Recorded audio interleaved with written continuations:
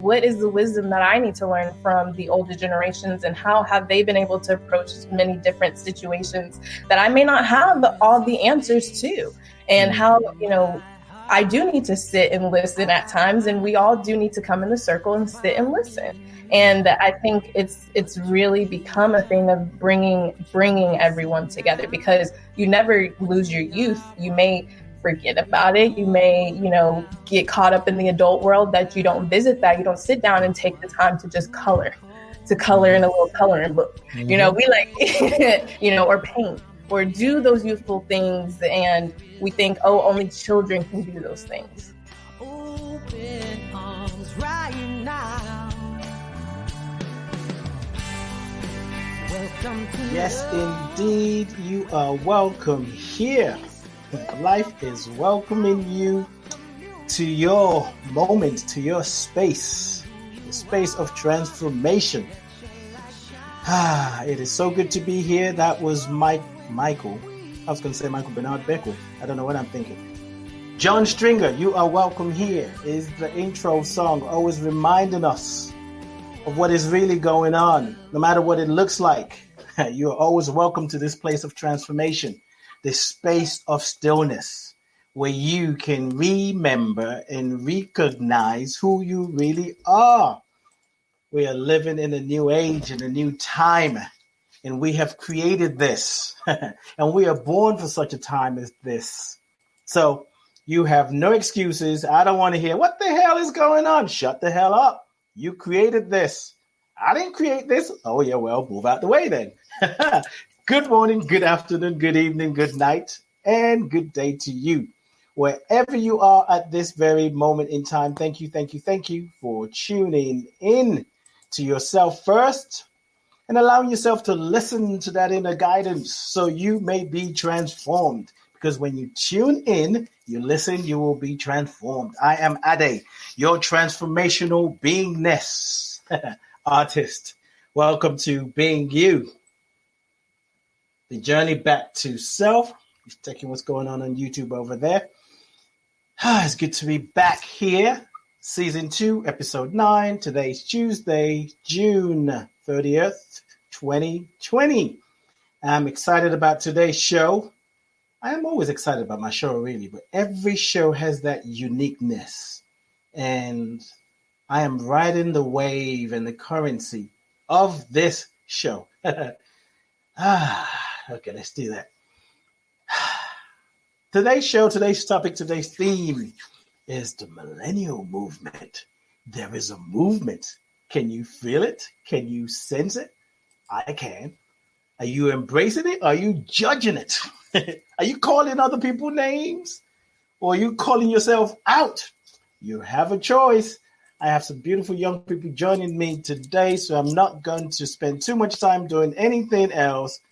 Only the things that I need to do before I bring them on, which is make sure YouTube is fine, Facebook is fine. Let me see what's going on in the chat room. And then I'm going to bring them on one at a time. And, I see. I was going to say Brian. Brian is down there, isn't he? I think he's down there. He's down there at the bottom. Brian's at the bottom. Oh, boy. Okay. Let's jump in. There's a lot going on in the world. And I've been so grateful to know great people, beautiful people. If you want to call them thought leaders, people who are able to see what is happening in this moment. And yes, hold a vision of tomorrow, because that's the invitation. We're in a process now where we're pushed by pain, or maybe we were pushed by pain, and some people are still being pushed by pain. The invitation now is to be pulled by a vision. And it always excites me. I'm grateful, really grateful when I meet people who I can just feel and sense their consciousness, who are recognizing that, okay, this is what's happening and there's more. So I'm going to bring them on. There's 6 of us today. Well, 5 of them plus me. Yeah, you get me anyway by default. 2 for the price of 1. What can I say? So let's see. I think I'm going to just bring them on the way they showed up today. So we are going to bring on, first of all, the lovely one. Oh, I said her name. Well, I couldn't help it. Hey, lovely. Hey, how you doing? I am wonderful. Welcome. Thank you for being here. Thank you for saying yes. So let's do a quick intro, and I'll bring you in, kick you out, bring somebody else in, and kick them out, and then bring everybody back on. Is that okay? Does that work for you? Lovely? Is that lovely? Yeah. All right. So tell us your name. Lovely. Okay. As you beautifully mentioned. But wait, slow down, lovely. Slow down.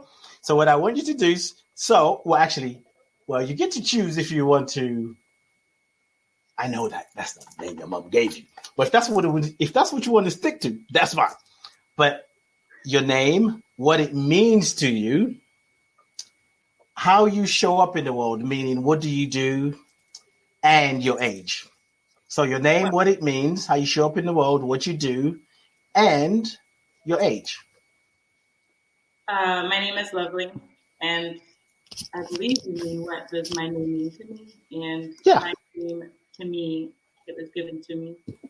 It is the feeling that I want to leave individuals with upon meeting them. Mm-hmm. Do I have to say my age? No, I'm 29, and why I'm here in the world. What do you do? I mean, what do you do on a daily basis? How are you using your energy? That's really just to give the listeners a foundation of how you show up in the world. Definitely. I would honestly say that I'm a beacon in that I open myself to be available to people to lean on and to come to us a human diary without judgment and drawing from my own experiences. If I can't give them opinion because I don't have one, I'll be grateful to listen. But if I do have my own experience that they were going through, and I will give them options on how to work through it. So to make it simple, it's just to be of service every single day, whether it's helping someone move, whether it's babysitting their kid or they're walking their dog. It's doing what I can to be of service to anyone that's within my means. Got it. Thank you. And thank you for saying your age. It's relevant. I don't know. We want to celebrate our birthdays, but we don't want to say our age. Or we say when we're young, I'm 4.5. And then when you hit 90, I'm 90.25. But in between, we're like, I don't know. You have to know my age. You say what? When I'm about 35, I'm just going to start saying I'm 25 because I'm not aging. I have the Jada effect going on. So I'm just at 35, I'm 25. And 5 years later, okay, so here's my challenge to you. Just let that marinate. If you're not aging, does it matter how old you are? No, it doesn't. Time and age is just the number attached, just so we can give it a meaning. So until you're not allowed in the club saying you're too young, then it's not just a number. You're like, wait. Let me get my ID. I don't hear that phrase anymore. Ever in my life. Thank you, lovely. So I'm gonna put you back in the green room. Go drink some whatever you drink and some snacks, and I'll bring you back on. All right. So now we're going to bring on our next guest. Oh wow! Who got caught off guard. Right, completely off guard. You got to stay ready, brother. Can you hear me? Is my sound okay? Yes, I can. Yes, all right, perfect. And I see that you got your test done. Your COVID-9. Yes. 19 free. Okay. Yes, so I had a friend make this shirt, so I just wanted to kind of support him as well. So I was like, a good chance to wear the shirt. And actually, I'm just leaving work, so I was like, I had to put on some type of a nice shirt. So it's the kind of fastest one I could find to make it here. Okay. There's so many jokes I could make about that t-shirt, but I'm going to stop. It's coming, but I'm just stopping it. We're not going to let a pandemic stop us. Oh, I got it. Okay. So I want you to tell us. So tell us your name, the meaning of your name or what it means to you, what you do in the world, how you show up, maybe you're working, how you work, or whatever you do, whatever you want to share, and your age. Okay. My name is Kane, as you guys can see at the bottom. To me, going through my life, because I've always really liked my name. It's like a different name, but it's kind of simple at the same time, so it stood out. But to me, just hearing the things that I've heard correlated with it, I think it's a name of, I don't want to say tribulation, but I kind of almost in a sense of like almost like an outcast type of name. It's like if you kind of looked at Cain from the Bible, he was like cast it out. So he had to kind of go make his own way, make his own space. And I've kind of resonated with a lot of that energy. I had to go kind of find my own path, find my own lane. And so that's what really it kind of means. It resonates to me. If I had to, when you asked that question, I was like, well, that was the first time I really had to think about it like that. So that was kind of what I got off the spot out of coming with that. How I like to show up in the world is I definitely think one of the most beneficial things we can do as people of consciousness is just collect ourselves and unify ourselves. I think that's one of the biggest things that we haven't prioritized as important as we should, is working with each other and then going out to work with other people. So that's kind of where I want to show up in the world. I want to reach out to other people who are on that same wave and like, how can we work together to then kind of help our comrades versus like we wake up ourselves and then try to go help our comrades. It's kind of like make a safe haven for them. And then it's an easier transfer because they can kind of see what we're working with versus trying to. So that's where I want to show up in the world. And I am 26. I'll be 27 this year. Hey, what month? November. I'll be 27 in November. Cool, it's coming up. Yes. All right. So I hope I answered all your questions to satisfactory. Yeah, you did. There's going to be some more. Just get ready. All right, thank you, then, Ade. I'm going to put you back in the green room, and then we'll come back. We're going to Lady T now. She's already ready. She's like, come on, I'm ready. Hey there. Hello. How are you? Nice to see you. Thank you for being here. Absolutely. I'm glad to be here. So, question. You already know part of, well, you know, I think you can hear. I don't know if you can hear as well. Yeah. Can you hear? Yeah. So your name, what it means to you. What was my question again? Oh yeah. How you show up in the world and your age. My name, my age, how I show up in the world. Okay. Well, my name is Tempest. My family calls me Tempe. It is a family name. It's my great grandmother's name. My name means a lot to me. I have many different names, but both Tempest and Tempe, I feel, are very powerful names. And I think Tempest definitely fits because I am a bit like a storm, depending on how is that why we got that sort of blunt thing going on there? Oh yes, a little bit of yes. But yeah, so how do I show up in the world? In a lot of different roles. In general, I focus on conscious caretaking, both of self and others. So for me, that means helping people take care of themselves as an individual and in a spiritual sense and beyond that, and then also their little people. So that has shown up through me working with children for a couple of decades now. I am 29. So people are like, so you've done this since you were 9 or 10, but truly I have consistently. You will see I was allowed to both everything from go to school early a year before most children to work many years before technically I was supposed to. Well, of course, with a name like Storm, you came here to change shift up. You're like, no, I'm setting my own rules. Absolutely. That's exactly it. So really supporting people through taking conscious care of themselves and the ones that they love and their community. So that's really the big piece now. It's helping us understand that you don't have to have children or want children to be responsible for the children that are already here. And that's something say that one more time. Please. Yes, you do not have to have children or even want children to be partially responsible for the children that are already here.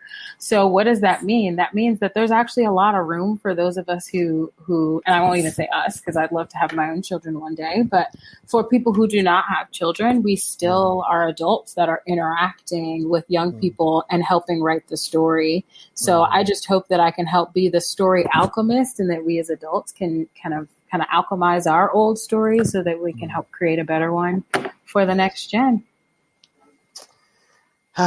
Age? You're not going to get away that easy. 29. Oh, you did? Yeah. Oh, yes, you did say that. Just at the hanging on, but not. I'm actually really excited about my 30s.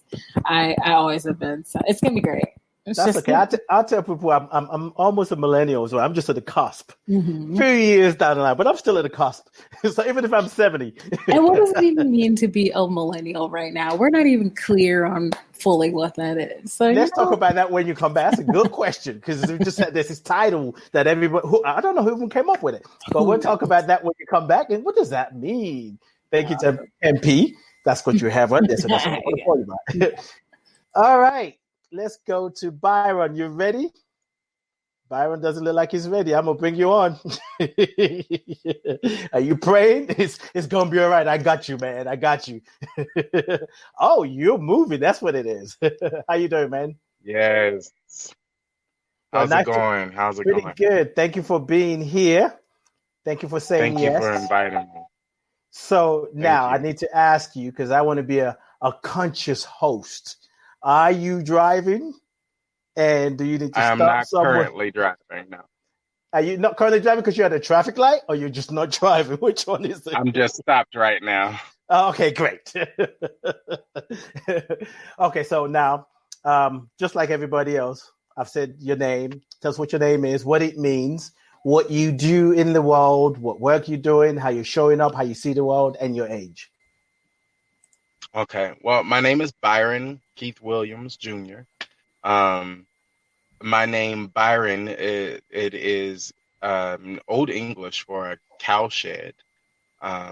Keith is a wooded area or forest. And Williams, it means to it represents a helmet. So a protector of the head, if you will. So my name together, I see it, it shows up as a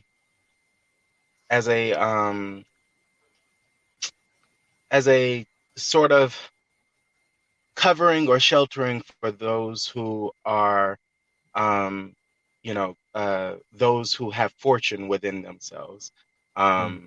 And usually I tend to find them in the wilderness, in the forested areas. And I bring to that a very strong will, a very strong mind. So that's what my name means.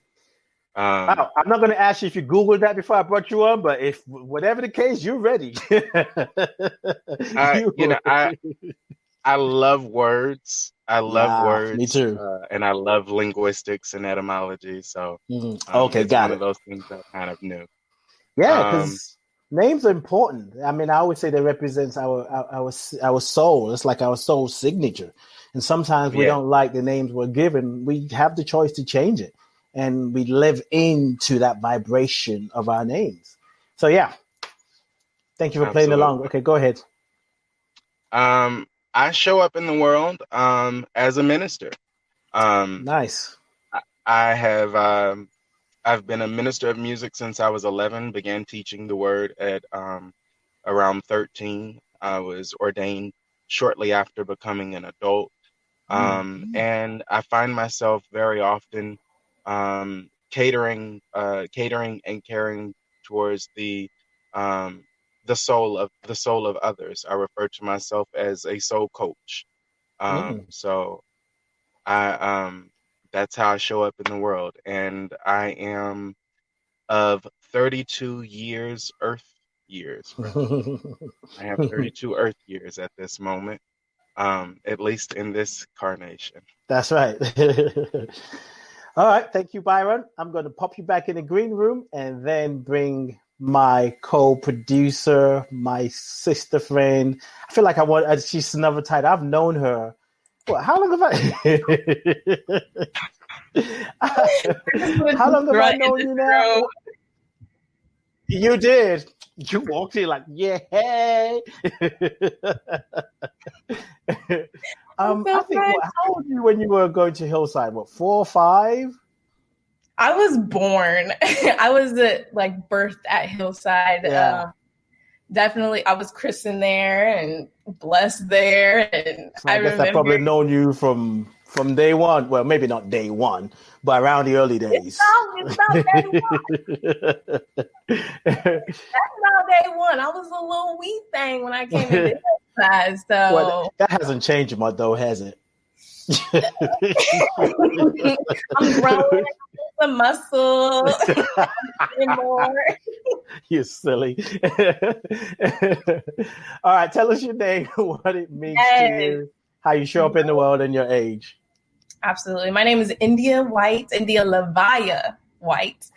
I am 23, the youngest of them all. And my name to me means India. I think of just that pride, that culture, just very, very grounded. To me, that India means grounded. Lavaya, this gives me the fire. I love my middle name. I have, at first, actually, I was not accepting of my middle name. I was not very accepting of my middle name. I was like, nobody has Lavaya. It's not known around the world. Nobody has it. And then as I got older and started to really sit into myself and integrate all of me, I came to really love that India Lavaya and really understand that fire within me. I have that fire, that passion and that drive. And so I've cultivated that energy around Lavaya.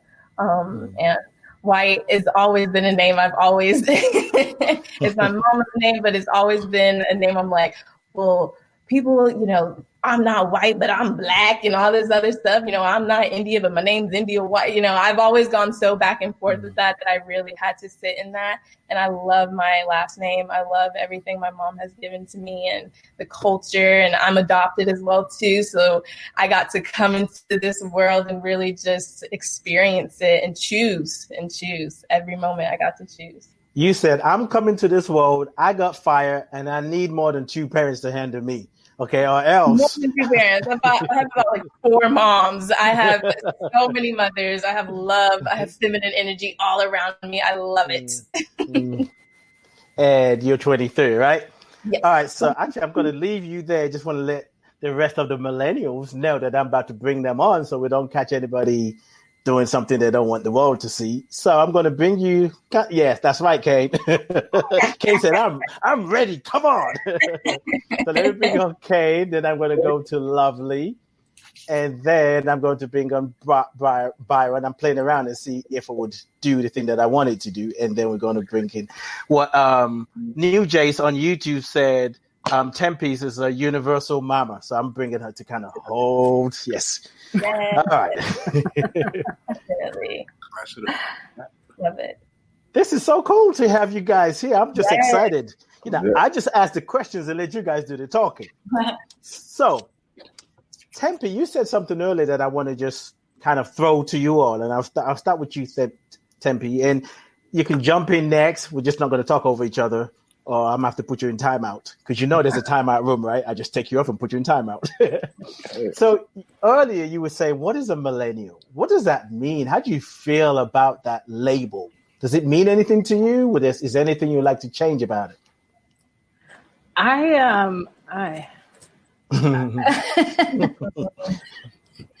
Words are funny, right? It really depends on the context and the understanding of meaning. I could get into the technical definition of millennial, which actually does not include most of us. Like if you look at kind of the original numbers, it's like even India, you're just barely making it in. The millennials are actually what we're calling Gen Z now, like in terms of age, actual age. But really what socially, because that's what words become, they are very social, right? What it has come to mean to be a millennial is someone who experienced the majority of their adult life with access to technology, in particular digital technology, because we forget anything that's a tool is technology. So that has what has been come to mean. And I think for some people it's a pejorative. It's like a dirty word, you know. And for others, they say it as a slight, but it really kind of just depends on what you want. I've noticed, you know, it's like when you're trying to, how do we get this out to everyone? How do we get this out to the people? They call a millennial for that. Yes. Right. But if it's something that's very much sort of in the 3D, so to speak, or very structured, then it's, the millennials can't do it. So I think we're just that generation right now. I mean, if you look at, I have older parents, and I love that because they've seen enough cycles of this to see that there's always a group of millennials. It's the people who are most versed in the technology of the day, but perhaps not where it all came from. And then there's a generation that's more versed in where it came from, but maybe doesn't know how to use it. And we always have a discourse. Right. So I think we get to define it. We're in an age of the information age, which means that we're creating definitions for things that we did not perceive. They existed in some regard, but we didn't perceive them and we couldn't interpret them. So I think that's up to things like this. We'll decide how it gets written in the textbooks because we're at the age that we're going to be the ones writing them. I should hope. That's it. Until that changes. Okay, Let me go to Kane. I'm meant to ask you, so Tempe, you have your handle. That's your Instagram handle, right? Yes. Wise, yes, aligned, and lovely. Wise, eyes, aligned, yes. Oh, it's funny because I read it as wise, yes. With eyes. Interesting. Okay. Yeah, because I was like, wise, yes, aligned. That must be a chant. So, but it's wise eyes aligned. Yeah. My eyes didn't read that correctly. I guess my eyes are not aligned. But now I receive that as well. And then, India, you got your Instagram there. Kane don't have yours. If you want to add it, you can add it later. Or you can just tell us what it is. And so that listeners, if they want to follow you, find you. Oh, yes. Well, I'm really only on Twitter, but if you want to follow me on Twitter, it's Yes We Kane. Like you see my name spelled there, Yes We Kane. Okay. And, that's it, simply. But so you're going to be running for the political office then soon, huh? I found it as a good pun. It was a good pun when I saw I can do something with that. So that's what I got out of that. Yes. So you said millennial, what does it mean to you? That label. That label really, to me, growing up, kind of seeing my generation just like as a collective, like I guess the ones that are kind of closer to us in age range. And I kind of see us as like more trendsetters or like a lot of people, I guess, in the past are more so focused on who they were or kind of finding their identity. We're millennials, but more so like we want to make who we want to be.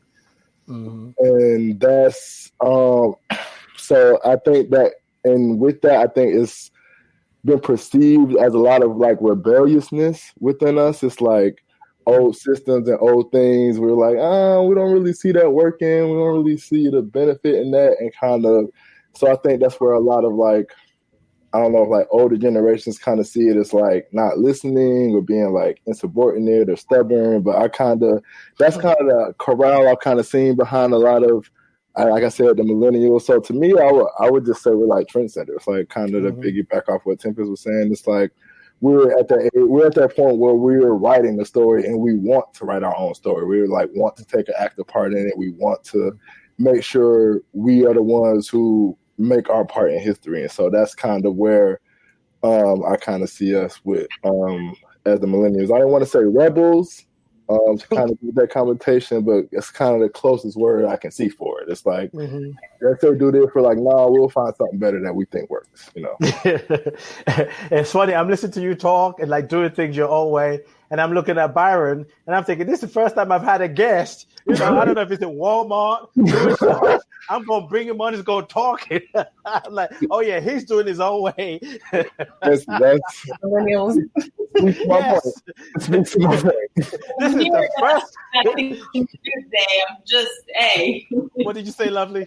He's like, I'm here, but I still got things to do today. I got things to do. If you want me to join you, I'm here. It's not like it was the best. All right, lovely. You go next. What's your definition? How do you see this idea of millennials? Oh, I'm here. We see you. Millennial, to me, the definition has evolved a lot. Can you move closer a little bit to your phone or computer, because you sound a little bit low. Okay. She posed for the camera. Yeah, I just like scooted closer on my beanbag. Yeah, that's better. To me, it as I was saying, it's evolved a lot as I've aged. And to put it simply, I would say millennials are the group of individuals who at one point were a part of this unrealistic American dream, as well as on the other end of it, when the veil was pulled, like, wait, that's not my dream. Everything that we were taught is kind of opposite. So we are, like you said, Kane, trendsetters. Not only that, but we're trendsetters in the fact that we see things and we see that's the norm. But if in our heart we don't agree with it, or if we see that it slights other people, or that if it's not healthy for the collective, it's something, at least in my experience, we look at our elders and say, I don't think that's the right way. And the best way I can put this is, when you're in school and it's a math problem and you do it in your head, if you don't show your work, you didn't really do it. Like, we're millennials as a generation, we do it in our head. We don't necessarily need to show our work, but it's there because we know that we have been taught to do things the entire long way. And we're called lazy because we are very, very keen on finding shortcuts. And I don't think shortcuts should be counted as laziness. It's more or less, we see something, like the saying, if it ain't broke, don't fix it. Millennials find things that are broke and we fix it. So to me, we are just individuals that were pushed the American dream and then watched that same American dream crumble, and we're not even 35 yet. So at this point, the millennials are just taking the back seat, watching the world change. And I want to call the Gen Z like our pit bulls, because they're birthed from us. They're birthed from individuals who are still in our generation. And they just kind of rolled out of the womb like, that's not right. We're going to fix it. Call that out, post that, protest that. So I have goosebumps right now speaking of it. So we're like the mothers, like Tempe said, of this change that has been happening for eons, and it's just getting stronger each change. So I like. Okay, India. So when I think of millennials, all like ringing in my ear is how Dr. Barbara would say it, millennials. Y'all millennials. Stop it. Gail, you're going to be in trouble. Hillsiders are listening. Hillsiders are listening. Ooh, you better be glad church ain't open. She's funny. Yes, the millennials. Hey. And I just mean, like, when I hear the word, I'm like, tipping point. I get tipping point of, the end of something and the beginning of something else. We are that generation that tips the curve, and we're like Lovely and everyone else said, like, hold on, we don't know. Was this our dream? Are we just following another dream? And we like to challenge things. We like to, people call it talking back. We like to step up and let our voices be heard. And so I know my parents can definitely, there's sometimes I noticed that laughter was saying a lot. I know they're listening, and I know at times I do challenge, their thinking. And my sister, we definitely challenge that. And I'm, on that tipping point of the Gen Z millennial. I barely made it. I'm more Gen Z, but I've been so surrounded by millennials. I like to call myself a millennial as well, too. And we just we're just the tipping point. We want change. We want to live our own lives on our own accord. We don't want to work 9 to 5, Monday through Friday. Maybe Monday, Wednesday, Friday schedule. And we're going to push for that. And we're going to say self-care. There's times where I called out of work and I'm like, because I need to self-care. And I've literally texted my boss that. And was there a response? No, but I'm sitting in my self-care and knowing that today I can't come in because I don't feel my best. And if I don't feel my best, I'm not going to be able to give my best. And I think that's something that we recognize within ourselves and we stand for. And we're like, no is no. And I mean no. Mm-hmm. Wow, there's so much gem and places I want to go with everything that you guys have shared. We've lost Byron. Hopefully he'll be back. Or maybe he just said deuces. Who knows? So, I hear what you've all said. And I think he just came back. There's this idea that, we put people in labels in a group and we put a general definition of what they're like, whether it's age, whether it's height, whether it's race, whether it's culture, whether it's where you live. But I find that all of that doesn't, okay, Byron is back. Byron, let me know if you're ready so I can bring you on to join the conversation. I don't know, it looks like he's frozen right now. Can you check with him, India? Yeah. So yeah, it's understandable that we need labels and titles and things like that. But how do you all see this labeling? Do you see it as, is it positive? Is it moving us forward? Or is it causing us to be still othering ourselves? Like, well, from the older generation, your parents, as opposed, this idea of, oh, they like to fight back. They like to talk back. They do their own thing and we don't. How do you guys see? Do you feel like, is that a inclusive way of being or just a way that the things that we do as human beings and just the way it is? Kane, I know Kane is eager to go. Go on. I just want to get my thought while I have it on my head. I think it's more of an underlying issue of like, I want to say, because like you said, we do need labels to like for identitative purposes. But I think, like you said, the issue is like when we generalize them, like the issue comes in not being able to see past the label. And that's where I think, and so I think is the labeling of things. And when people get so caught up on the generalization of a label, I think it just speaks to like an issue further back in their mind of not really being able to objectively analyze something. So they just stick to whatever goes with whatever's on that label. And I think that's the biggest issue of getting past labels. It's not that the labels themselves are bad, it's how you let the label make the perspective in your mind that's dangerous. Yeah. That's not the label that does that. That's like the individual person that interprets it. So I think that's just my biggest thing about the labels and these things. It's like, yeah, you need to label some things to identify them, but don't see past the label and see something for what it is. Mm-hmm. And that's just again, that's my biggest point with that. Let me, lovely. I'll come to you. Let me go to Byron. Because Byron is here. So Byron, give us your definition of how you see the label millennials, and maybe I can tie in the second question with you. It's like, do you think does it create exclusivity, othering, or is it inclusive kind of labels? Or basically, how do you see it? I don't want to put words into your mouth.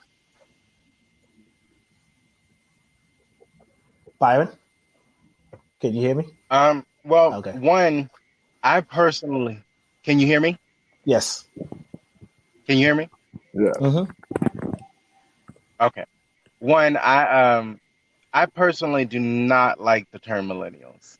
I do not like the term millennials. I don't like any of those generational classificatory terms. And the reason why I don't like them is because I think it's very the things that we deal with is very consequential of that thought process. I am of a strong belief that it has impacted melanated lives. That ideology has impacted melanated lives more drastically, especially with the compound of the Willie Lynch syndrome. So, for me, I think what it does is it causes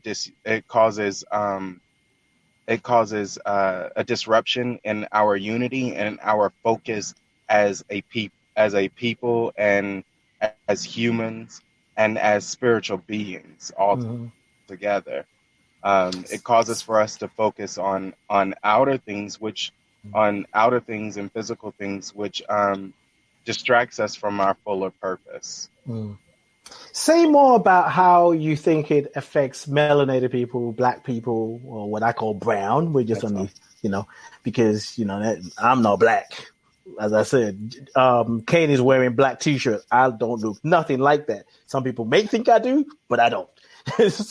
But anyway, say more about how you feel like is affecting melanated people. Byron. I think we got some delay. The melanated peoples are the dominant, per se, if that's the word we're going to use, are the dominant in the world, and in this from the illnesses of the westernized Eurocentric mindset, what it has done is it has caused for us to see ourselves as minorities, and to divide ourselves up into sub-minorities to keep us and it keeps us divided from the larger purpose or our larger collective desire to have liberty and to have it more abundant, because we disassociate ourselves with others due to age and or experience, or whatever reasons. For instance, in this climate that we're in right now, because of the idea of that we are millennials, it has caused for a lot of older people to not join the cause and the fight for liberty as we are fighting for on the streets. And in all honesty, some of that is a repeat from the civil rights movement of the 60s. So I think it's caused dissension in our overall goal to live life better. Yeah, you dropped a lot of gem in there too, and I'm going to go to Lovely because I know she wants to jump in, and then I'll come to you, Tempest, and then India. I wonder if the older generation get to a place in life where they got their house, they got their family, and they're set in their mindset like ain't nothing going to change. However, you do need that youthful spirit, because there's some people that you guys may call older, but they have that youthful spirit, and they're still about change. Of course, the protest is not just you guys. The changes. There's a lot of people that make the age span from, I don't know, maybe even 4. Because some people taking their babies, not babies, but their children to the protest. To one of the man that was pushed over by the police officer. He looks like he was, I don't know, well, I won't say he looks like that, but my guess would be he's in his 70s, and he was abused by the police officers. So I think it's the age. It's not just you guys doing it, but I think there's something to be said about that youthful energy, that passion, that not giving up.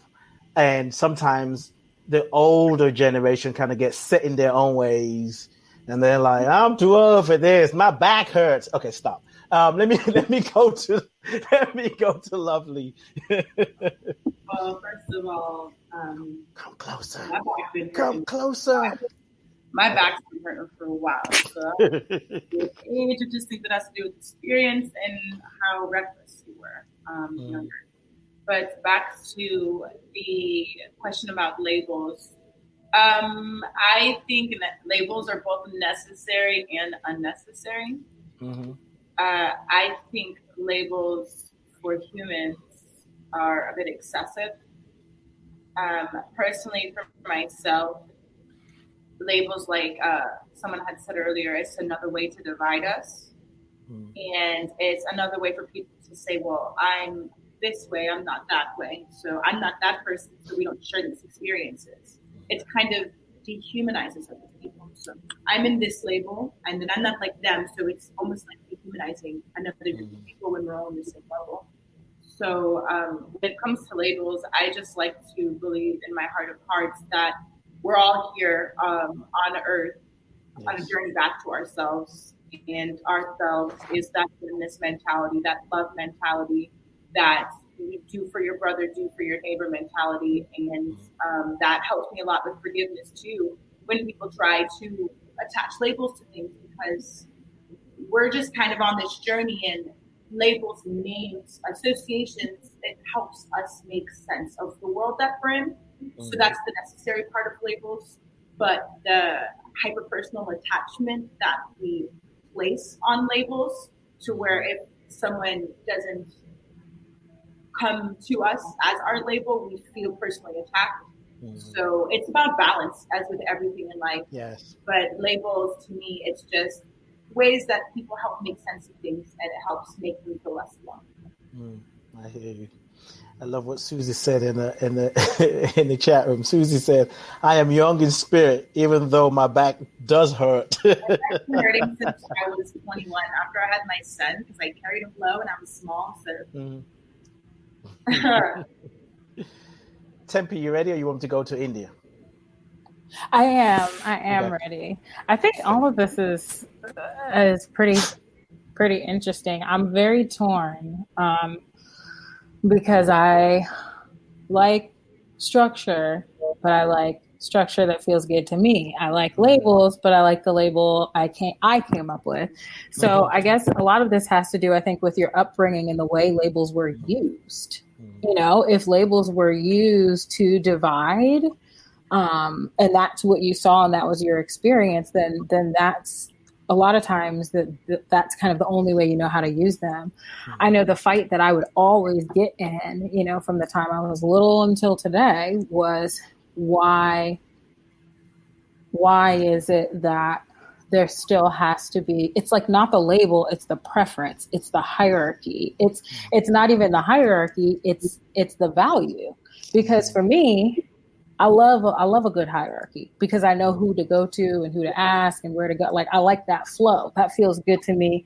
You know, I could say it has to do with my zodiac sign. Who knows? But at the same time, that has a lot to do with, I also am the person that I might shake hands with the CEO and I'm cool with the janitor, you know, so my perception was a lot more like this than it was this top down. So I feel like I don't mind being called a millennial, just like, and I think an older person doesn't have to mind being called an elder if we can understand that we get to define how we interact with these labels and with these identities.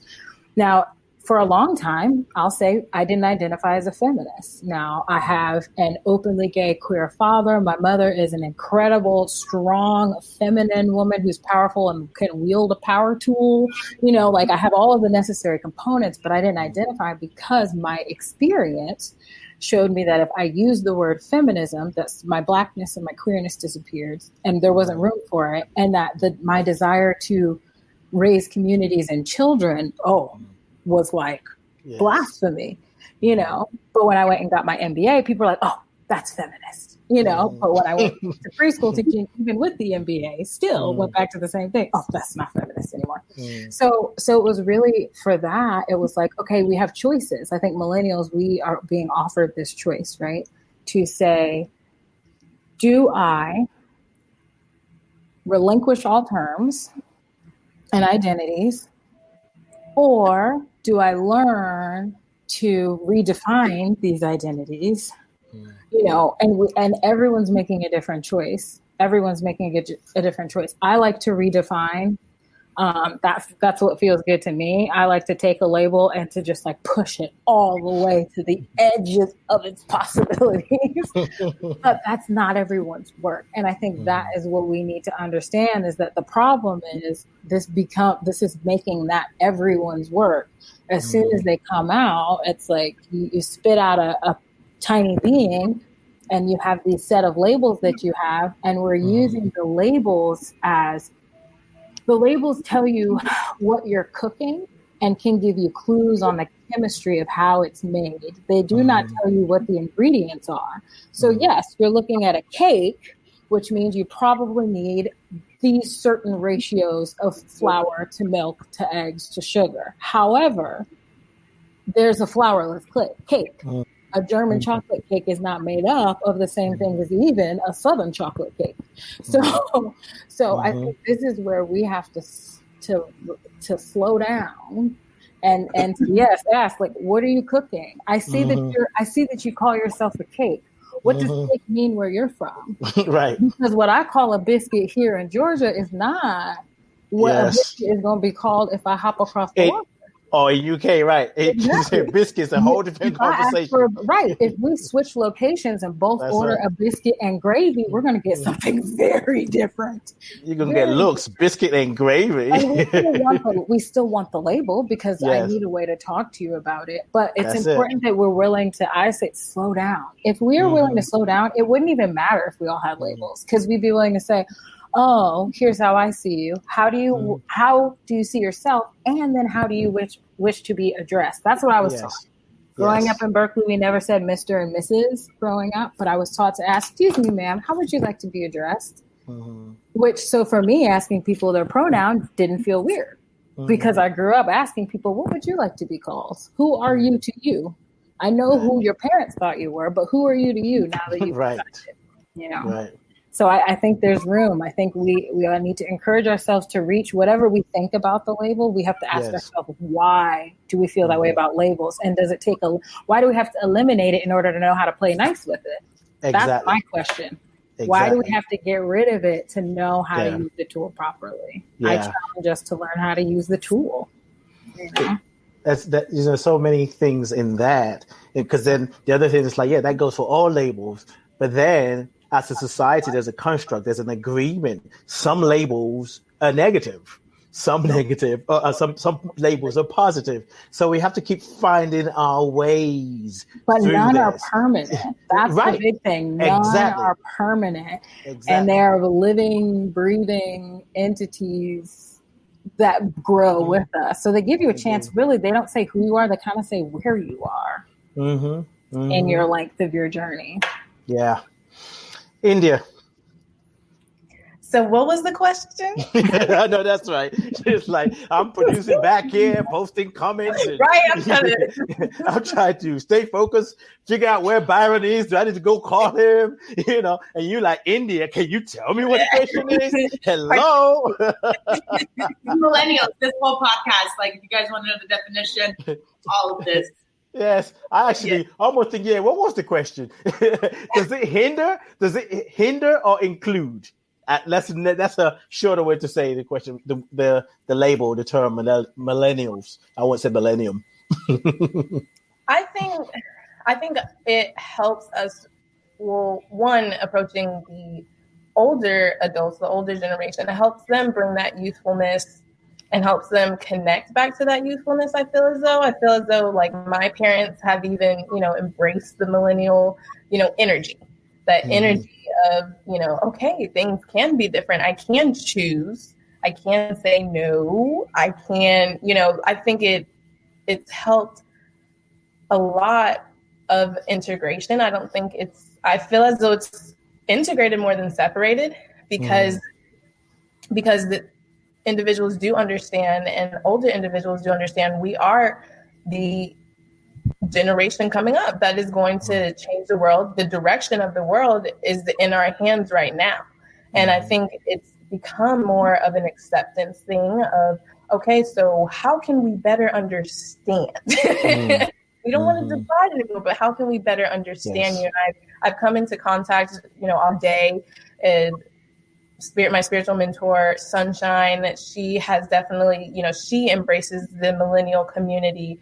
Hillside has definitely welcomed, embraced the millennial community. And I think there is still work to be done, but I think we've embraced that energy of, okay, I can step into my youth again. I can, they're being youthful. They're, they're accepting of that. And then also I've been able also to learn from the older generations and put like the wise eyes aligned, put in that wisdom. What is the wisdom that I need to learn from the older generations, and how have they been able to approach many different situations that I may not have all the answers to, and how, I do need to sit and listen at times, and we all do need to come in the circle and sit and listen.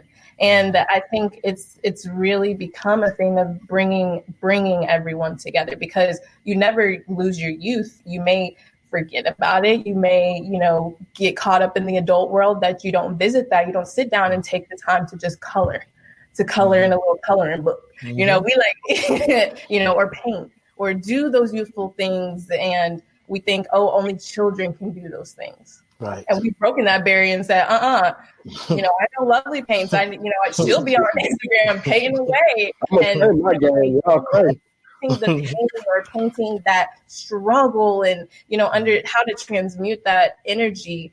I think we've really been able to bring more individuals into the circle and say, let me show you how we transmute this energy. Let me show you how we either dance or move or paint or express ourselves, to show you that you can also express yourselves as well. Yes, I love that. It's brought us, I feel as though it's brought us more together than separate. And I liked how Tempe said to challenge that, push. We can stretch. We can make it stretch however big we want. We can stretch it. We can stretch it far out wide. We can contract it. It is all up to us. It's our perception of how we continue to use it. Yes, so true, because everything is a reflection of consciousness. So as a man, I could say I'm representing the masculine aspect of the divine. And as a woman, you're representing the feminine aspect. As a youth, you're representing that youthfulness of the divine. But we get so caught up in what it looks like that we miss the vibration, the energy that's holding it all together. Whoa.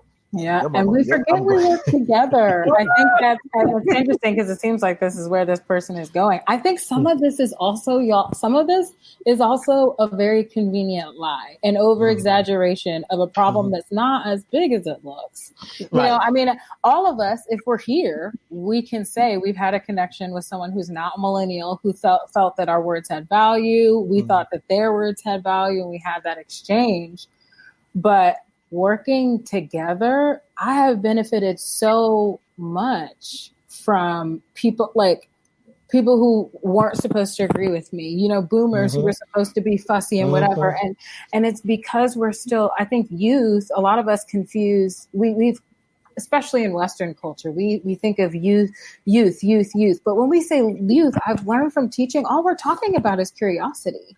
All we're really talking about is curiosity. I love that. That's true. And we equate maturity with the idea that one has always had knowledge, and that's not true. There is a curiosity about youth because you don't know better. You don't know better to not ask. And I think what's bold about millennials is it's like, I feel like we read the research that our parents and grandparents did, as much as they may not feel like it. We read the research, and now we actually want to make the moves based on the findings, not just be excited that we went to college and did big research. And so that's, for those of us who've been in academia, like, y'all know what I'm talking about. Okay. I pressed all the little buttons. I wrote all the little papers, and I learned so much, but what am I doing with it? Yes. Now we're interested about being, doing something with all of these things that have been learned and mobilizing all of this learning that we have. And so our power has been the internet. So what I love about India is she really puts her energy, where her mouth is, when she's like, nope, I make these connections. Literally, I know in 2 days, there'll be another thing she's doing, connecting with someone. Because we know how to mobilize ourselves easily. I mean, this is literally a mobile phone. That's it. We're here to mobilize whatever your movement is. And think of any company. How many of you have been offered some kind of little internship to help mobilize a company? We want to get our social media out. We want to get the word out. We want to spread the news. So in a way, we're evangelists. So make sure whatever you're teaching us is what you want us to evangelize, what you want us to go out and to share.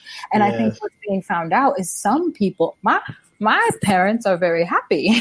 They're like, we put the right stuff in your head and you're evangelizing that. But some people are finding out that they were the wrong consciousness was put out. And so what they're getting back and what's being preached back is a lot of hurt. And that's, I can say that about a lot of my peers are coming from a place of exclusively hurt. And we have to address that instead of kind of the label and go that we used to. Assembly line, no, we read the labels now. Now we read them and we find out, what does that mean? I can't pronounce that. That's like the new convention. You know? That's it. I love we talk about programming, because it's almost like we all have this expansive, creative, powerful operating system. But along the way, there were some programs that were dropped on the program that corrupted it. They became virus. You're being told you're black, you're white, you're too tall, you're too short, or whatever the case may be. You're not smart enough. You never went to school. You're a teen mother. All those kind of corrupted programming caused the system to be infected with virus. So it's like there's something that I'm getting from what you're saying here which is something I'm very passionate about. Is because I hear people, how old am I? 52. People in my age, I hear people say, oh, the millennials, they're so wise. They come here knowing. They come here just know who they are. And I think that's, okay, let me say what I'm about to say in a nice way. I think that's incorrect. Because my belief, what I know to be true is you all are here showing up as you're showing up because those of us who came before you has cleared the path. We are doing our work, just as you're clearing the path for those who are going to come after you. So the work we do, we're doing for the next generations and even the future generation, because healing happens like this. It's a circle. It takes care of the past and the present because it's beyond time and space. And I think what you're saying is like, some people did the research and now you're reading it. You know, you're really getting to, okay, what does that mean? Yeah, you type all of that and say, this is what's in here, but what does that really mean? And then maybe the next generation won't have to read things that they can't pronounce. They just have things they can pronounce on the label that we could just look at it. Maybe you'd be color coded with, oh, no, that's gluten-free. How'd you know? The color. Oh yeah, I knew that. But it's like, we got to see the interconnection. Now I'm going to throw the question out and to you guys. Oops, let's do that. Yeah, I'm going to throw that question out to you guys and whoever wants to jump in first. And because we may have to do part 2 of this because I have so many other questions I want to ask you. What are your thoughts about the current state of affairs in the world? I know in America, I often say there's a lot of changes happening globally. And America seems to be on stage. And the theme is white supremacy, injustice. But the ripple effect, or what is happening, is affecting all of us, just showing up differently. So I'm going to throw it out, and whoever wants to go first, I won't call names unless you want me to. What Lovely said, I'm ready to go. What are your point of view? How do you see the world? How do you explain what is going on right now? To make it simple, I would say what's going on right now is what's, as Tempe mentioned earlier, it's been repeated, what's always been going on. The only difference is the ability to learn about it is almost instantaneous. So, what do you mean? What do you mean by that? Years ago, before the digital era. Can you move closer to your phone again? Okay, there you go. Right. Yeah, years ago, before the digital era, you hear things when you hear them. Newspaper or when that media is given to you. But since the internet became such a mainstream tool in our everyday lives, we don't have to wait to hear about things. We can go out of our way to do the research and to find the things. So with what's going on now, because we are no longer blinded, because the veil has been lifted by ourselves, because we go out to find the knowledge, we see things that have been repetitive. And we realize there is a small group of them and there's a large group of us. And we make them. Without us, they are not there. So if we want something done, we have to literally get up, put on our boots and do it ourselves. So us being out and mobilizing, as Tempe even said earlier, and us having the ability to talk amongst each other using this medium at a mass rate and very quickly to say, hey, we all agree that this is not happening, right? We all agree that this is not how things are supposed to be, right? Okay, well, let's change it. So with that being said, I think the state of affairs is necessary. The violence, of course, is unnecessary, but the disclosure is very necessary because we're seeing on a mass level that this isn't something new. It's something that has been taking place and has kind of shaped the way we are as a society, and that's not serving us because it's killing everything around us, including ourselves. Okay, what's going next? Your definition, your expression. Tell us about how you see this current state of affairs that's going on in the world, in America, and in the world, really. Oh man, there's so which of the many things. I think I'm excited. I use that word because it's got all the same chemicals as anxiety, joyful and excitement and anxiety have mostly the same chemicals, right? Yes. I think we're at a place right now. I think Lovely, you did a lovely job of really summarizing. You know, we're getting to see the pattern.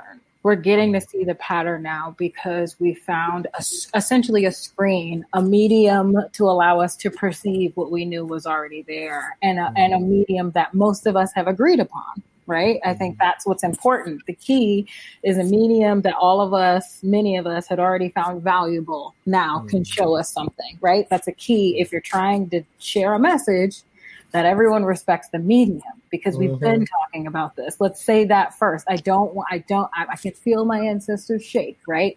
This has been something going on. It's been something we've been talking about. It's been something my grandmother talked about it. She died at 92. You know, my great grandmother talked about it. My great grandmother watched her mother sold into slavery. Okay. So like, this is close. And it's not new. The difference is we have a mutually respected medium. This is akin to if in 1950 you were to see all of this on a movie screen, right? It's the medium that we've agreed. So now, being generation, I'm young enough to be active. That's all this is. That's all millennials are. We're just, our knees have enough energy in them to be able to do some of this work. Yes. But we've got it happening, and we've got it, like, look at God. We've got it happening at a time where we have the time because we're all home. Yes. That, to me, that is the key. Because my biggest problem, I'll be so honest, my biggest problem as an educator is I was busy. The illusion of busyness was keeping me away from actually supporting my direct community with my knowledge. You know, I was so busy earning the money so that I could buy the time to do the work. Like, what? Now I can't do that anymore. That's just not an option.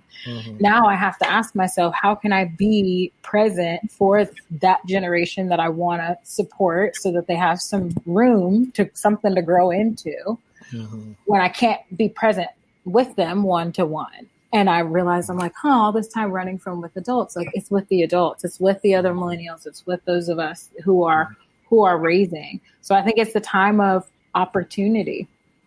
It's a time of initiation. We said, you know, hindsight is 2020, and we're here now, and we see now. And so the big question for all of us is going to be, okay, we hear it, we see it, we're perceiving it. What now? What now? What does 2021 look like? That's what I'm thinking. You know, everyone's like, well, what about August? I'm like, I quarantined the rest of my year because that's right. That spirit was telling me, stay home and handle your business. Take care of your house, your tribe. What does that look like? Have you swept your floors? And I mean in the spiritual sense, you know. So now's our chance to do that. And I think we're all getting the opportunity. The world is asking all of us, are you who you said you were? When you got big about this the last time it happened, because everything that has happening now has happened before. Like in our lifetime, we've seen something enough like it to be like, ooh, this was like this, but worse. So now we're being asked, like, who are you now? And we get to show up. It's the show up. Right. That's right. Before I go to the next person, I want to ask you this because you said something that caught my attention, and not this part, but you did say this. I feel like COVID-19 prepared us for this next. It's almost like if you're doing a cleanse, and you got to prepare yourself. You got to start eating more vegetables. But then when it's time to do the cleanse, your stomach is cramping and everything. Oh, there's nausea. So COVID-19 was like, sit your ass down because this shit is about to be real. So, but we were like, but why? We want to go out and shop. And COVID-19 is like, I'm trying to tell you, this shit gonna be real.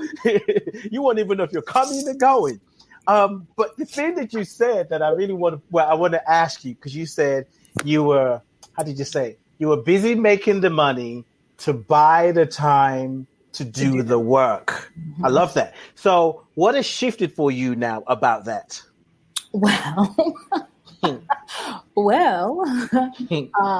actually... Interesting you should ask. Yeah, it's so funny. Yeah, I mean, I made the decision to leave the job, actually. So that and made for once, man, thank God for Juneteenth. It empowered us all to really do what we need. I sent out an out of office letter that I shared with many people that they could send out as well. I pre-wrote it because I know out of what? An out of office letter. So okay. I encouraged everyone to take Juneteenth off. And I know the hard part is asking for or telling the person the time. So for me, that first, what started as writing that out of office letter eventually turned into me realizing, after I've been thinking about it, I mean, like everyone, my work changed, but I decided just that. I was like, okay, I gotta stop.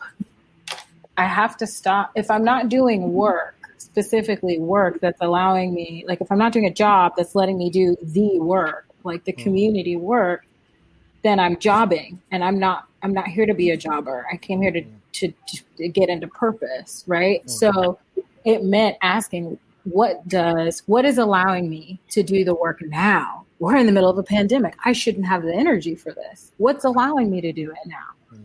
This schedule, this time, this food, this, going out this much. And instead of looking at this time as a time of restriction, I looked at it as a time of real editing. It was really editing out. It was trimming the fat on anything that didn't need it. And so now really life is just kind of left with just the flavor. And if I don't like it, then I can change it because we've scaled back so much. So I think that was it for me, is shifting and saying, I'm not going to sacrifice doing the work. A lot of us are told, especially people of color, especially women, that there's not time for us to do the work that our passion work, but it's like, when you're Black, when you're brown, a lot of that work has to do with your real deeper activism. No, there's not time to not do that work. Yeah. Actually, we forgot before COVID, we started working to help us feed ourselves. We started school to teach us how to life. We did not start lifing to teach us how to school and lifing to teach us how to work. And so now everything else is now becoming, I've put culture and people at the center of my life instead of commerce and productivity. And that was challenging. I can't even type fast enough to be tweeting all the gems you're dropping, man. We just have to come through this and transcribe. Like, okay, hey, you tweet that. Lovely, you tweet that one. Culture and culture and community. And it said is a commerce. Okay, good. Yeah. Go ahead. DNP. Yeah, I mean, that's commerce. That's my biggest thing. When I realized, I'm like, I used to love the city. Why don't I like the city anymore? Because the city was built not for people, but for commerce. And now that I don't want to spend my money, I want to plant my money so that it grows something. I'm not interested in commerce anymore. Don't spend your money, plant your money. Plant your money. Okay. Yeah, I can't keep up. Woo. Yes. Yes, I feel you. And it's about a consciousness change. And I think if we miss that, we miss the opportunity to grow individually. And I don't even want to say collectively, because some people are going to continue to grow. But if we miss what is happening, it is an opportunity for us to practice what we know, to live what we know, to pray and take action based on what we know. Other than that, it just becomes, that's happened before. Nothing's going to change. You just, Anyway, let it be sound bites. Like let it change. Like, okay, if now that you all have heard that I believe cities are not made for people, they're made for commerce. Some architect out there, make a city for people. Because I do like shopping, but I really like being under trees and buildings. So it's not saying that cities are only for that. This only is stretch the boundaries of the identity. Because right now, if what it means doesn't feel good, let's give it a new meaning. Let's give it a new meaning. Kane, India, who wants to go next? What are your perspective about the state of affairs? Okay. And you're gonna put the rap on it. Okay, go ahead. I would say for me, just the state of, at first, everything that was going on, it was very traumatizing. It was very, very traumatizing. The pandemic one was traumatizing in itself. I've never in my life, I don't know if anybody else had a huge pause like that, a huge pause. And then, with the murder of George Floyd, that was huge trauma as well too. That was trauma for myself. And I know you said in one podcast all day about mourning, and that was the word. That was the word. It literally, I was like, wow, I am really mourning. And it threw me back to processing the death of my own brother 2 years ago. And, just understanding our men on a deeper level, what our men go through. I didn't know as a, African-American woman who grew up in an all women household. I do have my brothers. However, it wasn't, there's a different connection. It gave you a world view, right? Yes. It gave outside of your own community, right? The outside of my own community, and also the inside of our community, and the healing that we need to do, and the healing I needed to do within myself, and the healing of reaching out to my brothers, assisting you on this, reaching out to Kane, reaching out to Byron. Like, I didn't truly understand how it felt to, I had one experience. I had my whole head shaved off, and I was driving at night, and there was a white male. I had to make a U-turn, and this white male looked at me with his dog, and I didn't have any hair. I looked like a guy, and he just gave me the meanest look. And I was like, and you could feel that energy. And I'm like, wow. And it took me back to that of, this is how some men walk through the world, and others don't have to go through this.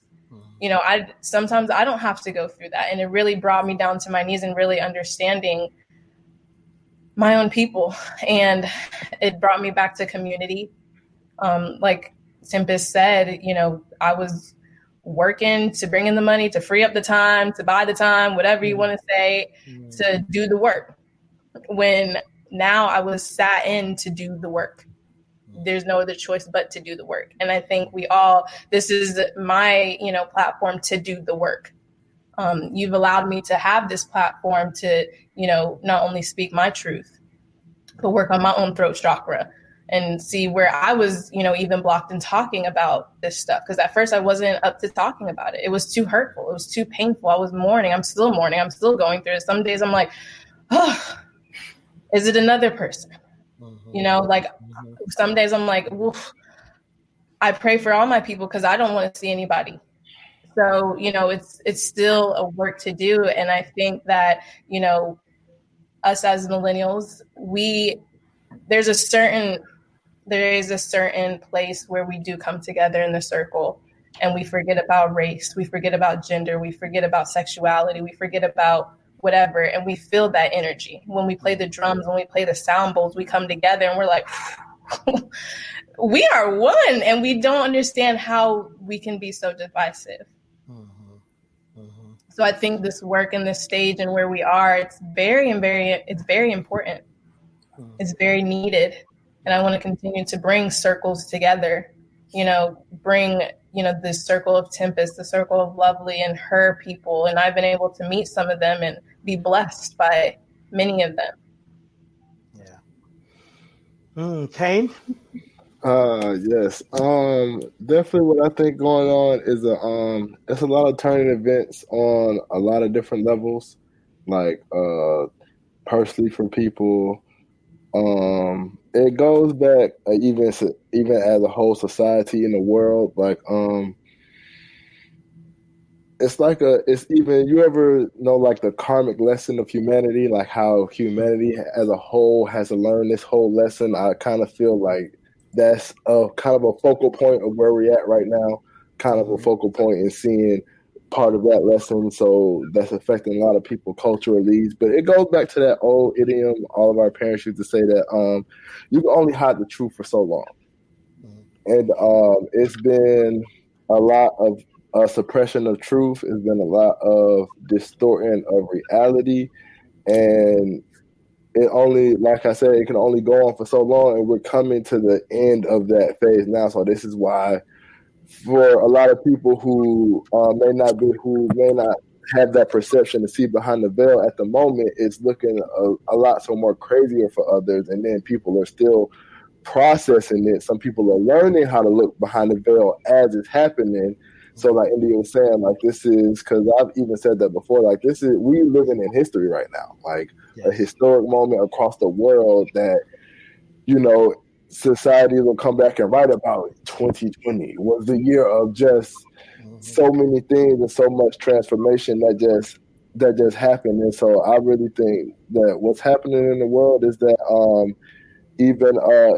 I know we all remember that whole 2012 end of the world type whole thing. In 2000, when they were talking about the world's coming to an end? Yes, 2000, that was people trying to move to different countries in Africa because the computer's going to stop working and all that. Yes, I remember.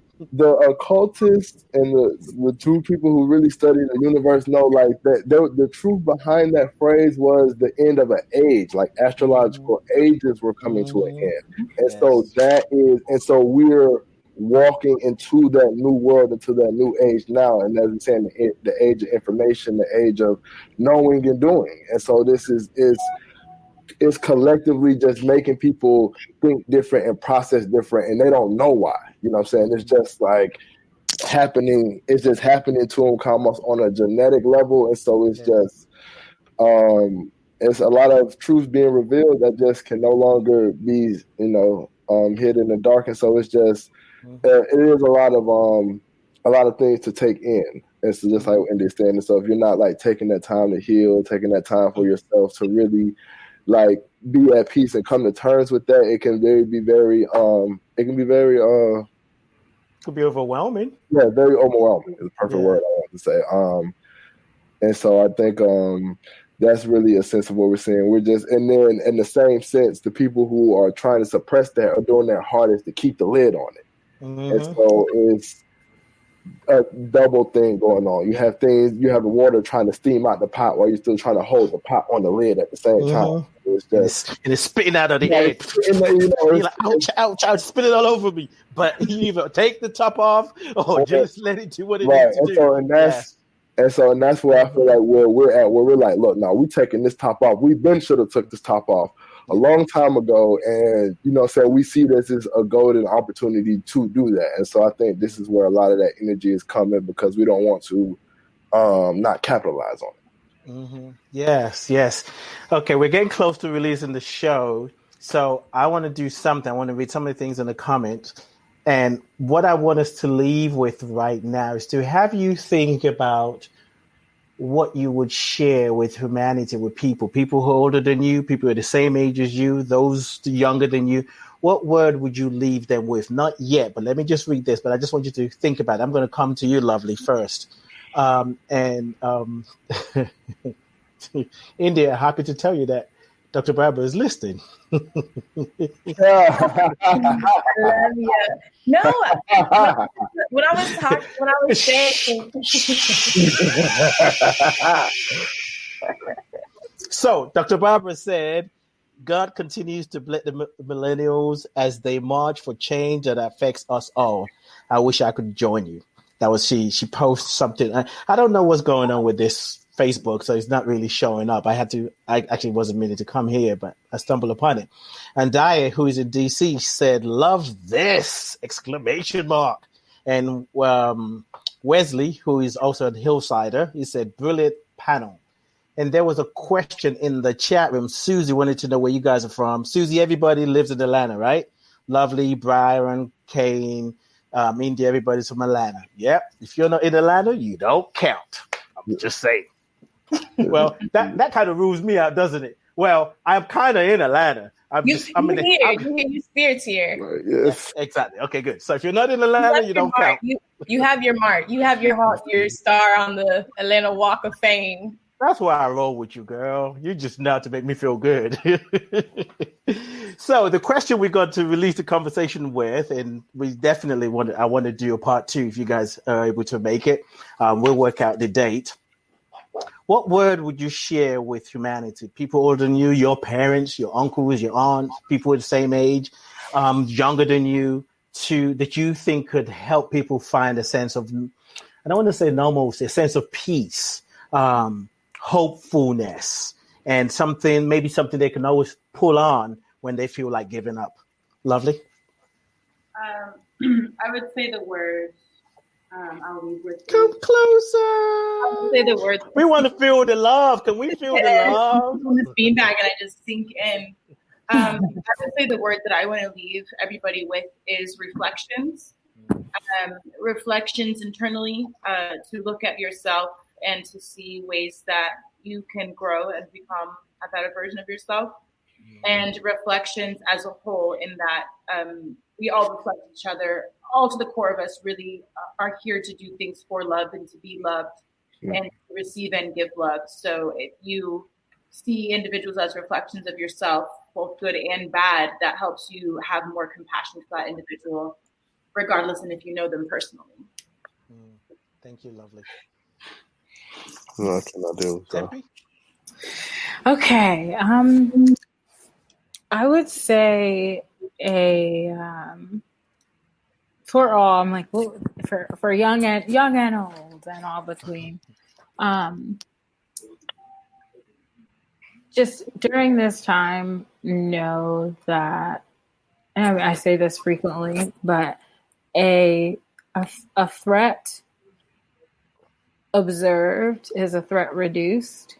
So if a threat acknowledged is a threat reduced. So there's so much happening, and you may be getting a lot of alerts, but they don't have to be alarms, So knowing that, it's just like we talk about with physical pain in the body.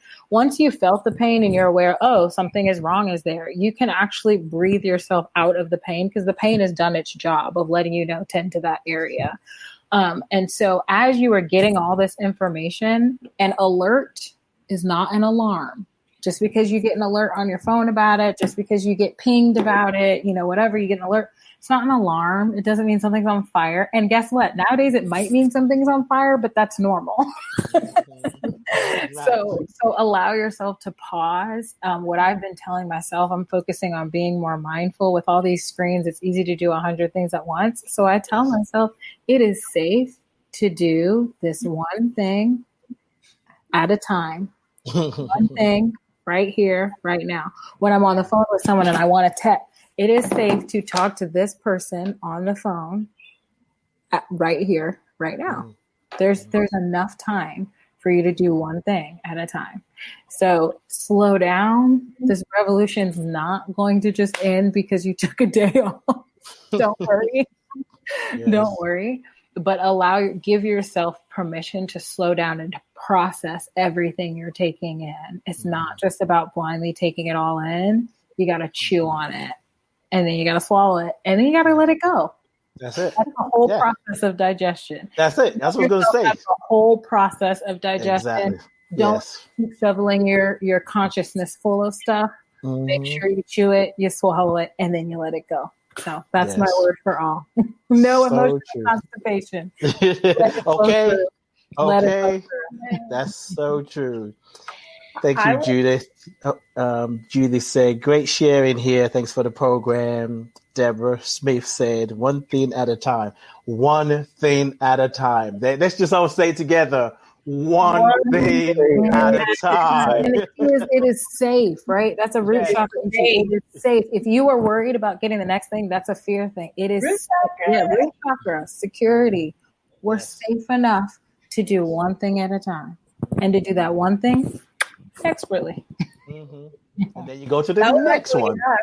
That was meditation yesterday. She does midday meditations, Monday meditations. And that was the focus, doing one thing at a time. And yesterday I saw myself, I'm like, okay, it is safe for me to do one thing at a time. And I said, yes, Tempest, you have me coming back into the moment a couple of times because I was getting pulled everywhere. And I'm like, okay, if I'm going to cook, I need to just cook. So thank you for that. I would say my one word would be consistency. Consistently showing up for yourself, whether, that's in meditation, whether that's holding space, whether you're holding space for someone else, consistently showing up. I've been showing up here for, I think, 9 weeks now.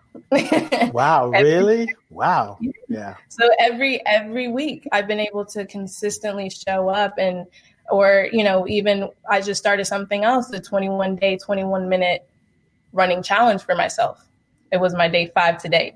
There was a couple of days that I took off, but I was consistent. It doesn't mean you have to be every single day at it, because not every day are you going to feel like you need to go at it. Some days I have to do yoga to stretch out. And so I'm still doing my 21 days of running. However, I'm just being consistent. And my consistency, I think Tempest had mentioned this, stretching the boundaries out. If the flavor doesn't taste good, you can change it. You can change it. We've constricted it. We've come back to ourselves so much. You can change the flavor so easily now. And some days I don't feel like it. But I consistently show up for my run. And this morning I walked with my mom and I was like, Mom, I'm going to go run. After we walked, I was like, I'm going to go do my 21 minutes of running and I'm going to come back. And I was able to show up for myself. So I just say consistently show up and, show up to the circle, show up to the meetings for yourself, show up for someone else. How can you show up? I know, lovely Tempe has definitely showed up for me in ways that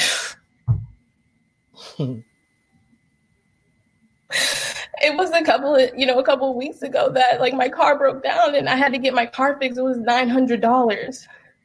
This Tempest, not even a day, brought together $365 for me to get my car fixed. That's showing up consistently. She got her tribe together to donate. I woke up to money in my bank account. That's showing up. That's love. That's consistency. So I would just say continue to show up consistently. Even if you don't feel like it, we're not asking you to be the best. We're just asking you to show up. Ooh. Kane, you're in trouble because I'm glad I wouldn't have to go after that. But I'm going to read what's in the chat room. So give me some buffer. Give me a buffer. You know what I'm saying? Neil J said, thank you all for showing up today and every day.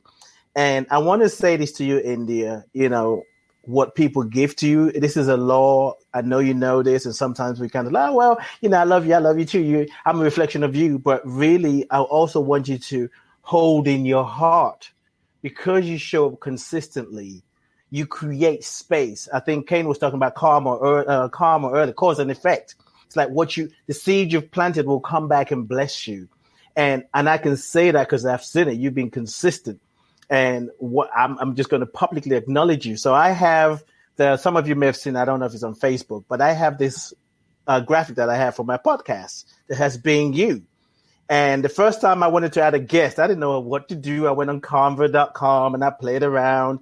I did the best. I'm not a graphic designer. And I was able to put the guest at the top corner. I thought, oh, that's cool. I did something else, proud of myself. Last week I had 2 guests, and I knew I got to tweak it. I'm like, oh, how do I put 2 on this graphic without it looking kind of jacked up? So I kind of figured it out. I was like, oh, that's not bad. This week, we're having 5 other people that needs to be put on the thing. I'm like, I have no clue what I'm going to do. This is going to be messy. India said, let me try it. Let me see what I can do.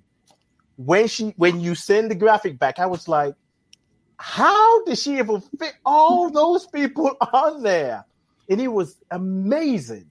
And for me, because I sometimes could be a control freak and like to have things, but one of the things was to let go. Because when you offered to show up to support, it's like I'm learning as well. And I'm learning to let some things go. Because when you talked about it in the description, I'm like, yeah, go ahead and do it. I'll edit it and just see how it works.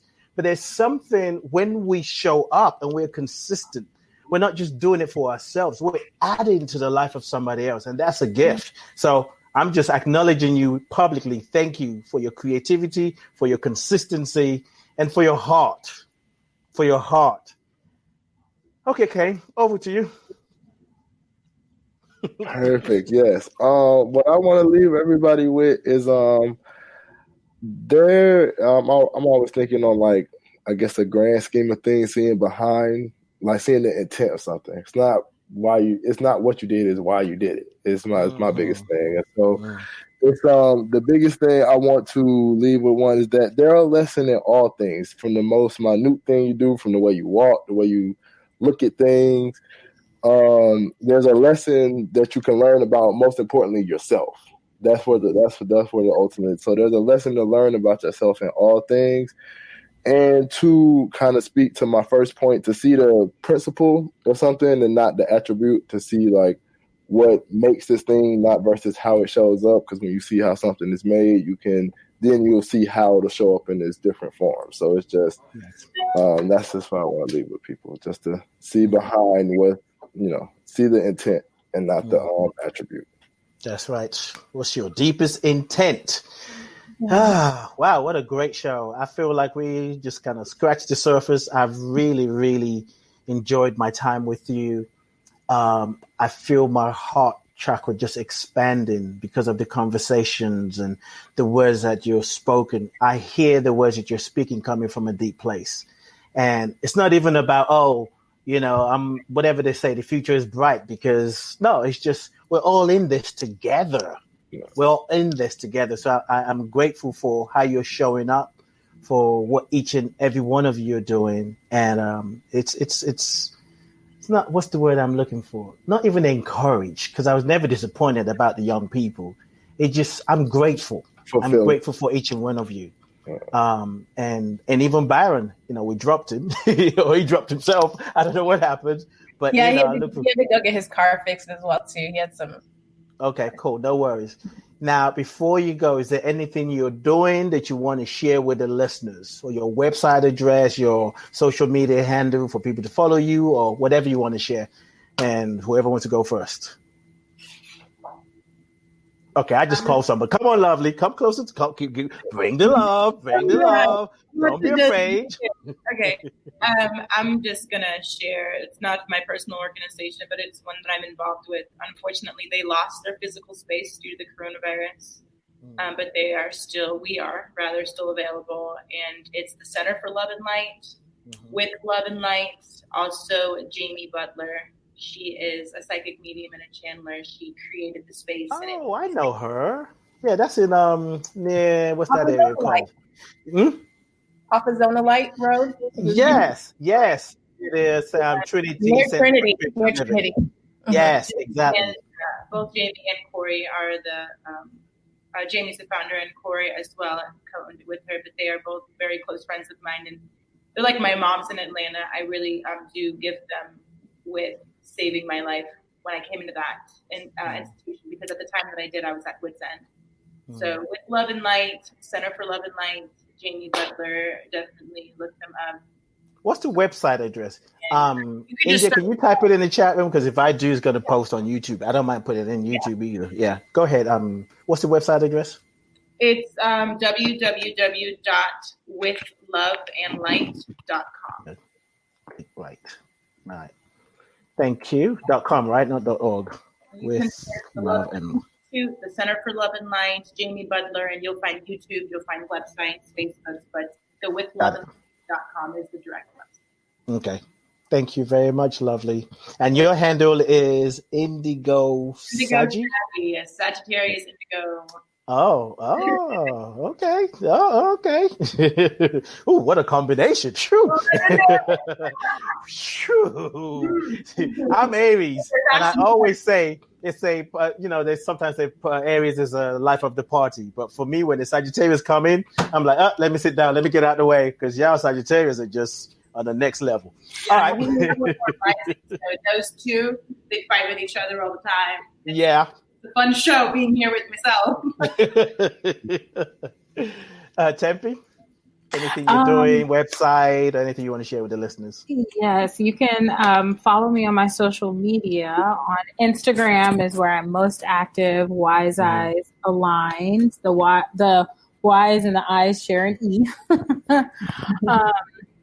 And in terms of what do I have coming up, there's so much change happening. But if you look at the link in my bio, which I'm sure you've heard that phrase before, you will have there's a little form there if you are interested in conscious caretaking. So I have been putting together for some time a course, and now it's becoming even more relevant, called What's in Your Backpack. And that is working with conscious caretakers, whether or not you are a parent or an educator or have nieces and nephews. If you're a mail person or a delivery person, please take this. You all interact with children all the time, and I hear all the stories of the interactions you all have, but you all aren't trained to work with kids. So join me. But we'll be talking about what you actually bring to the caretaking experience. What is in your backpack when you arrive to an exchange with a young person, because it's impacting the way that you speak to them and the way that you exchange, and you're teaching them what the world looks like. So I will be doing that. August, it's looking like, will be when the course itself, the workshop runs, but it is an accountability-driven workshop. So there will be some coaching with me. So if you've been too scared to talk to your teacher, about your children and those things, I can help you work through that process of figuring out the language of education and also realistic parenting. Nice. So yeah, that's what I've got going on now. And then who knows, right? We're going with the flow here, but join me on Meditation Mondays, on Moon Day Monday too. Take back your Monday with some meditation. I know that's right.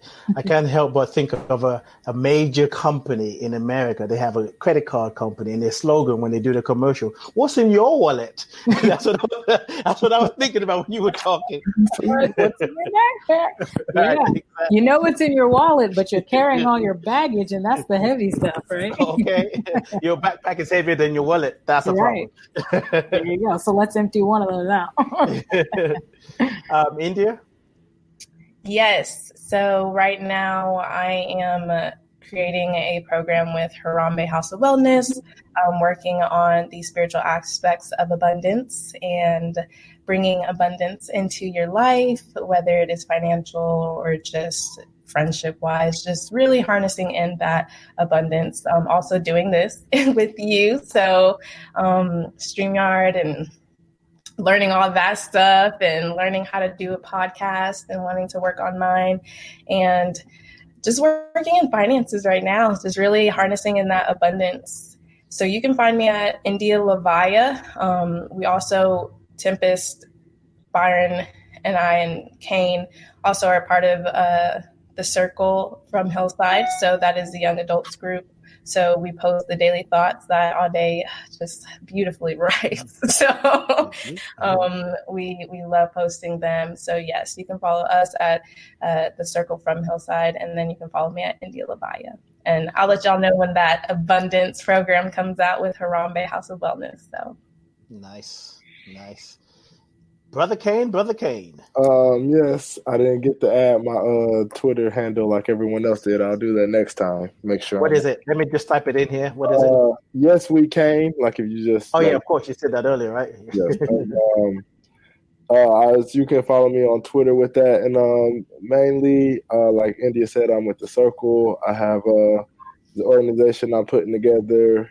It's still a lot of it's still in the rough developing stages. But the biggest objective would be really to find other already conscious groups. Because my mother is big. If you're watching, hello, mother. If you're watching, I love you very much. But, she's always big on saying there are other people who already kind of align with what you want to do. So it's not that much of a task to have to go, try to rally people. There are already people doing that thing you want to do. And I'm like, that is a good point. It's like, we already have the pieces we need. We just need to put them together. And so that's just the biggest aspect of what my organization wants to do, is make sure that it does it all in a collective, safe manner. Everyone in a good agreement. We're all collectively want to go to the same place. We all want to do the same thing. So that's just the biggest thing that I'm putting together with myself. So if anyone wants to help me with that, please you can reach out to me on Twitter with that. And I love being here. Thank you so much out there. Oh, you're very welcome. You're very welcome. India, what's the Twitter IG handle? The circle is called, what is it? The Circle at Hillside? The Circle from Hillside, is it, Tempest? You can put my ID on there too. I feel like. Yes. Right. I think I'm gonna send it in. I think it's the Circle from Hillside or at Hillside. I'm not sure. I don't want to send anybody. Okay. Let me do it now. The Circle from Hillside. Okay. Lovely. Your IG handle is what? Indigo Saji. Oh yeah, of course. I knew that. I was just trying to see if you're awake. Clearly, I'm projecting, right? Indigo Saji. All right. On IG, there you go. Thank you very much. It's really been a joy, and I look forward to our next conversation. And I'm just proud of you guys. I'm proud of you, of all you're doing, and I'm grateful to be able to experience your consciousness. So keep doing what you're doing. Well, thank you so much, y'all. Thank you. All. Much love and light. Yes, indeed. Yes, indeed. This is great. Yes, it is. I love it. I love doing this. Woo, life is good. It's getting better. I don't need to add anything to this conversation because it's all been said. And follow them on Instagram, even if you're an old person. Yeah, I said it. If you're old, I don't do all that social media. Catch up. Just set up I actually know somebody. Who doesn't do social media. But I ain't calling nobody out because you might cut me off. Oh, I love you. I bless you. I appreciate you. And I thank God for you. Just remember that we are all a part of this thing called life. Everyone, everything is an expression of consciousness. So you can release the judgment, the criticism. And if you can't release it, just remember every criticism is a confession. So when you're criticizing, when you're judging, you're letting us know about who you are. If you're loving and embracing and accepting, you're letting us know who you are. But it's not either or. It's part of the human experience. Sometimes we judge and we realize while we're judging, and it brings us back into alignment. And sometimes we're loving and we're like, well, I don't really love that. I was only doing it because everybody else was doing it. But really the most important thing is that we learn to live from what is true for us. Live from our own integrity. Live from our own soul. It is important. This is showtime. So you just got to show up. This is not the time to say, I don't know what's going on. Make it up. Make it up if you have to. And once again, I love you. I bless you. I appreciate you. And I thank God for you. Peace and blessings. I'll be back next week, same time, 1 p.m. Eastern and 6 p.m. UK time with Rev D. And then the week after that, I won't tell you who it is, but it's I'm excited. I just confirmed that yesterday. I'm just grateful. Anyway, I love you people. Be well, be true to yourself, and let life continue to flow through you with ease and grace. And welcome yourself back to yourself. Peace and blessings. You call yourself where you come from, yeah. There is a place in this world with open arms right now. Welcome